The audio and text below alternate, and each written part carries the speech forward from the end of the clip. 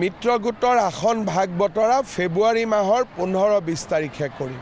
আমি কেনেকুৱা প্ৰাৰ্থীক গুৰুত্ব দিমটো আজি ক'ব নোৱাৰোঁ। বিজেপিত এটা ছাৰ্ভে হয় আৰু বুথলৈকে আমি মতামত লওঁ। তাৰ পিছত এটা প্ৰক্ৰিয়া হয়, চেণ্ট্ৰেল পাৰ্লিয়ামেণ্টাৰী বৰ্ডত টিকট হয়, য'ত এটাই কেণ্ডিডেট তাত মই ক'ব পাৰোঁ। কিন্তু ৰঙানদীত 9-10 জন কেণ্ডিডেট আছে। সকলোৱে ভালকৈ কাম কৰক। ৰাইজৰ মাজত যিজনে জনপ্ৰিয় তেওঁকে আমি প্ৰাৰ্থিত্ব দিম। নাওবৈচাটো একে কথা, অনুসূচিত জাতিৰ বাবে সংৰক্ষণ আৰু নাওবৈচা চিটটো আমি জিকিব লাগিব।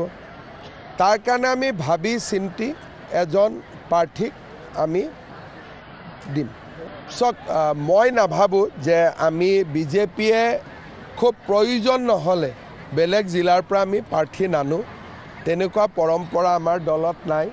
ক'ৰবাত যদি আৰু এক্সেপশ্যন হয় বেলেগ কথা, কিন্তু মই ভাবোঁ যে নাওবৈচাৰ প্ৰাৰ্থীও নাওবৈচা সমষ্টিৰে হ'ব বা ওচৰৰ সমষ্টিৰ হ'ব, তেনেকৈ বাহিৰৰ পৰা অনাৰ সম্ভাৱনা নাই।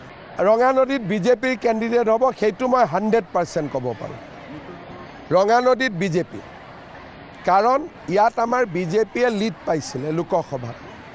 বাকী বেলেগ বেলেগ সমষ্টিত বেলেগ হ'ব, কিন্তু ৰঙানদীত যিহেতু বিজেপিয়ে লিড পাইছিলে, ৰঙানদীত প্ৰাৰ্থী বিজেপিৰ হ'ব।